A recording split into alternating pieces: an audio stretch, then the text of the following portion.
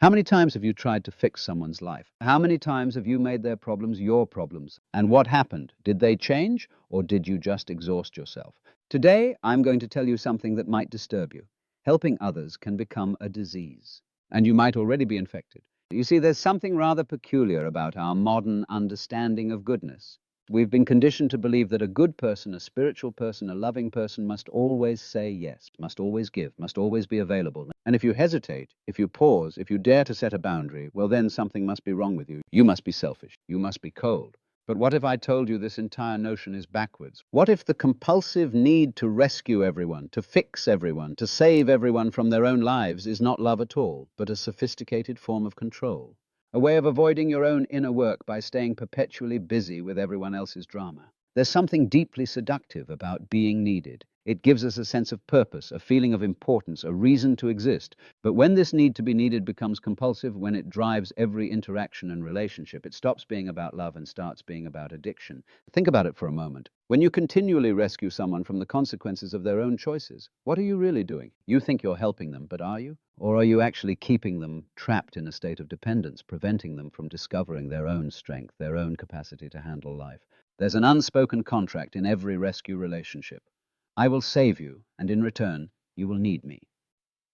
This arrangement serves both parties on a surface level, but beneath it lies a profound disrespect for the other person's potential. You're essentially communicating that you don't believe they're capable of growth, change, or resilience. Let me tell you what's really happening here. Every time you rush in to save someone, you're sending them a clear message. I don't believe you're capable of handling this yourself. You're essentially telling them they're weak, incompetent, unable to figure things out. And over time, they begin to believe this. They begin to see themselves as victims who need constant rescue. But here's the part that might shock you. You need them to need you. Because without someone to save, who would you be? Your entire identity has become wrapped up in being the helper, the fixer, the savior. And this is where it gets dangerous, because you're not actually helping anyone. You're feeding your own ego while keeping others small. I want you to imagine something. Imagine you're walking by a river and you see someone struggling in the water. Your natural instinct is to jump in and save them, right?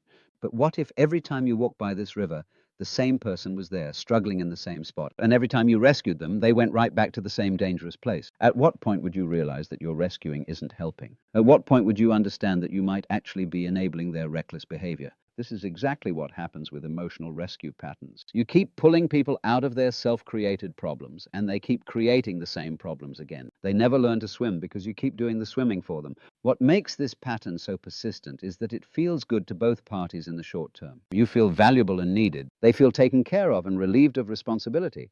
But in the long term, it creates a toxic dynamic where both people become smaller versions of themselves. Now, let me be very clear about something. I'm not suggesting you become heartless or indifferent. That would be another extreme, wouldn't it? The question is not whether you should care about people. The question is how you care. And more importantly, who deserves your precious energy? Because you see, there are certain types of people who will drain you completely dry. They will take everything you have to give and then demand more. And the tragedy is not that they're taking. The tragedy is that by constantly giving to them, you're preventing them from growing up. The first type is what I call the chronically lazy. Now, there's a difference between someone who is struggling and someone who has simply given up. A person who is struggling will use your help as a stepping stone to something better. But the chronically lazy person will use your help as a permanent hammock. These people have made a decision, whether conscious or not, that life is too difficult and someone else should carry their weight.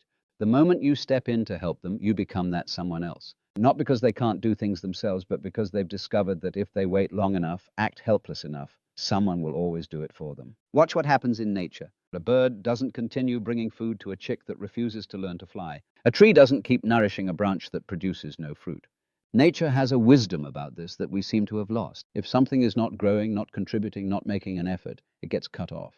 Not out of cruelty, but out of wisdom. The chronically lazy person will always have an excuse. They'll tell you about their difficult childhood, their bad luck, their unfair circumstances, and some of this might even be true. But here's the question you must ask.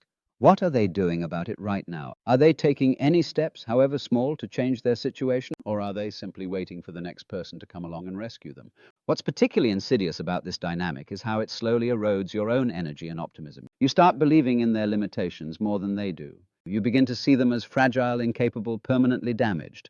And this perception becomes a prison for both of you. When you help someone who refuses to help themselves, you rob them of something precious. You rob them of the satisfaction that comes from overcoming difficulty. You rob them of the strength that builds through struggle. You rob them of the very thing they need most, the discovery that they are far more capable than they believed. The second type of person you must recognize is the perpetually ungrateful. Have you ever given someone an extraordinary gift and watched them treat it like nothing? You could give them your time, your money, your energy, your very heart, and they would take it without a second thought. No thank you, no acknowledgement, no appreciation whatsoever. These people have trained themselves to see every kindness as ordinary, every sacrifice as expected. They've developed a mental framework where they are perpetually owed something by the universe, and your generosity simply pays down a debt that can never be fully satisfied. This is not accidental. This is a character issue.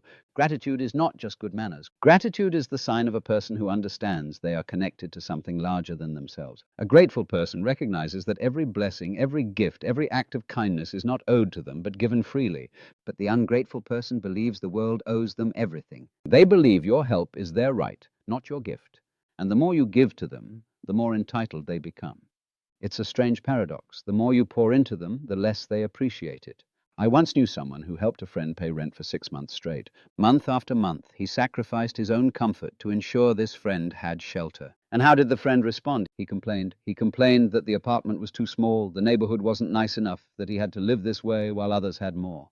Not once did he express genuine gratitude. Not once did he acknowledge the sacrifice being made for him. The helper began to notice something disturbing. The more he gave, the more entitled his friend became. It was as if the generosity had created an expectation that this was simply how things should be. The friend had psychologically reframed the assistance from gift to obligation. And when the 6 months ended and the help could no longer continue, the friend became angry. He felt betrayed, as if the assistance he had received was not a gift, but a debt that was being unfairly called in. This is the nature of the ungrateful. They don't see kindness, they see weakness. They don't see generosity, they see opportunity. When you help an ungrateful person, you're not planting seeds in fertile soil. You're throwing them into a bottomless pit. And no matter how much you give, the pit will never be filled.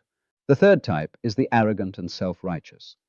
These people don't want your help. They want your validation. They don't want your wisdom. They want you to confirm what they already believe about themselves. If you dare to offer anything that challenges their self-image, they will reject you entirely. The arrogant person is not suffering from a lack of knowledge. They're suffering from excessive pride. They believe they already know everything they need to know. They believe their way is the only right way, and anyone who suggests otherwise is simply wrong. Pride is a curious thing. It masquerades as confidence, but it's actually fear. The arrogant person is terrified of being wrong because their entire identity is built on being right. If they admit they don't know something, if they acknowledge they need help, their whole sense of self begins to crumble. You cannot help a person like this, not because they're beyond help, but because they don't believe they need it. And until they reach that realization themselves, anything you offer will be wasted effort. The hardest part about dealing with arrogant people is that they often have just enough knowledge to sound convincing. They can quote studies, cite experts, and present logical arguments for why their approach is superior. But wisdom and knowledge are not the same thing.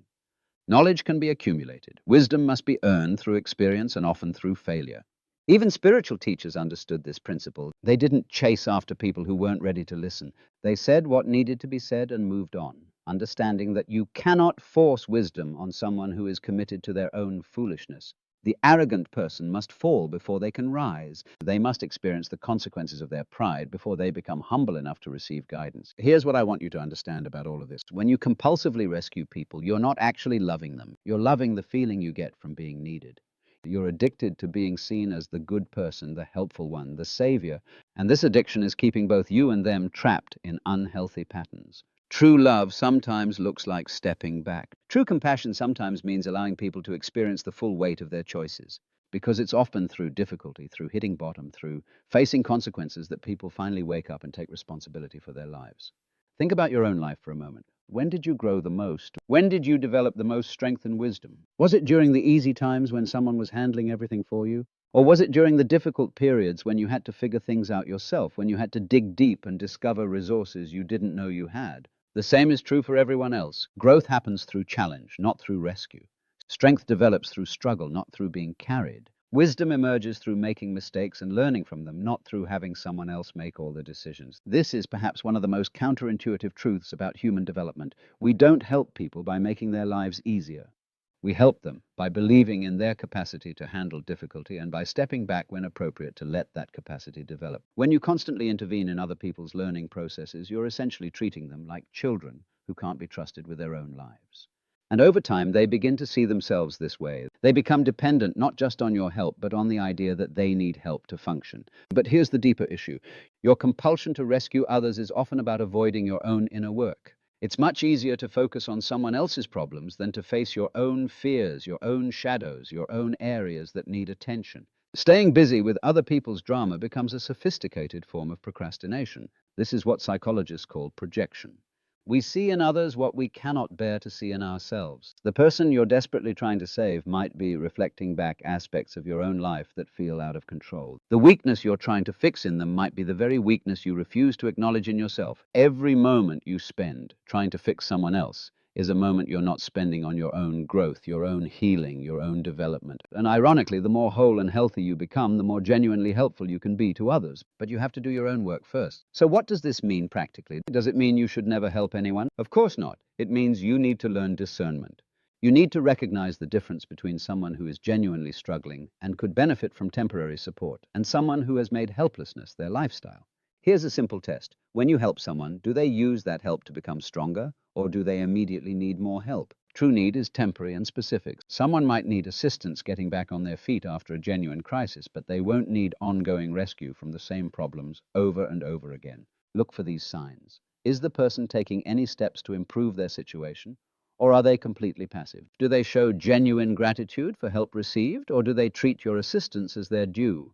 Are they willing to examine their own patterns and take responsibility? Or do they blame everyone and everything else for their circumstances? When you help the right people at the right time, you see fruit, you see growth, you see them use your assistance as a springboard to something better. But when you give to those who aren't ready, who don't want to change, who only want to use you, all you see is waste. Your precious energy, gone without creating any positive change. The difference is profound and observable.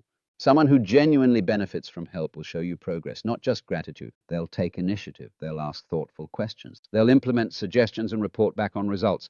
They treat your input as fuel for their own engine, not as a replacement for having an engine at all. Your time is finite. Your energy is limited.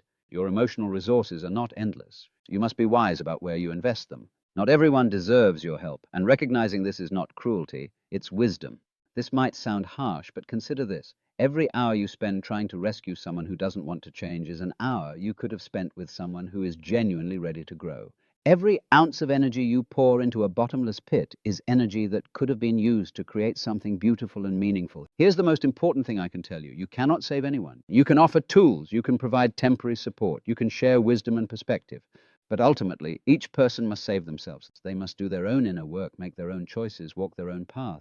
What's remarkable is what happens when you finally accept this truth. You stop attracting people who want to be rescued, and you start attracting people who want to grow. You stop being seen as a resource to be depleted, and you start being seen as an inspiration to be followed. Your relationships transform from draining to energizing. When you accept this truth, everything changes. You stop taking responsibility for other people's lives. You stop feeling guilty when you can't fix their problems. You stop exhausting yourself trying to force growth in people who aren't ready to grow. But this shift isn't always easy. There's often a period of adjustment where you feel guilty for setting boundaries, where you question whether you're being selfish. This is normal. You're breaking patterns that have been reinforced for years, perhaps decades. You might find that some people react strongly when you stop rescuing them. They might accuse you of being cold or uncaring. They might even try to manipulate you back into the helper role by creating bigger crises or more dramatic situations. This is what I call the extinction burst, the final desperate attempt to restore the old dynamic. Instead, you focus on becoming the most authentic, healthy, conscious version of yourself. And from that place of genuine wholeness, you can offer support when appropriate, without attachment to the outcome. You can be genuinely helpful without being codependent. This is what real service looks like. Showing up as your fullest self, offering what you can give freely, and then releasing any need to control how your gift is received or used. When you operate from this space, you attract people who are ready to grow, and you naturally repel those who only want to take. So ask yourself today, who are you helping that you should let go? Who are you rescuing that needs to learn to swim? Who are you enabling that needs to experience the consequences of their choices? And when you find the answer, have the courage to step back. Not with anger or resentment, but with the understanding that sometimes the most loving thing you can do is allow someone to discover their own strength. This isn't abandonment, it's tough love in its truest form. You might feel guilty at first. That's normal. You've been conditioned to believe that withholding help makes you a bad person. But consider this. Is keeping someone weak really an act of love? Is preventing someone from growing really kindness? The guilt you feel when you stop rescuing people is often not about them at all. It's about the story you've told yourself about who you are. I'm the person who helps. I'm the one people can count on. I'm the fixer. But what if your identity doesn't have to be built on other people's dysfunction? Because in the end, real help doesn't create dependency. Real love doesn't keep people small. Real compassion empowers others to become the fullest expression of themselves. And sometimes that requires you to get out of the way and let them figure it out for themselves. The question isn't whether you should care about people. The question is whether you're caring for them in a way that actually serves their highest good, or just your need to feel needed.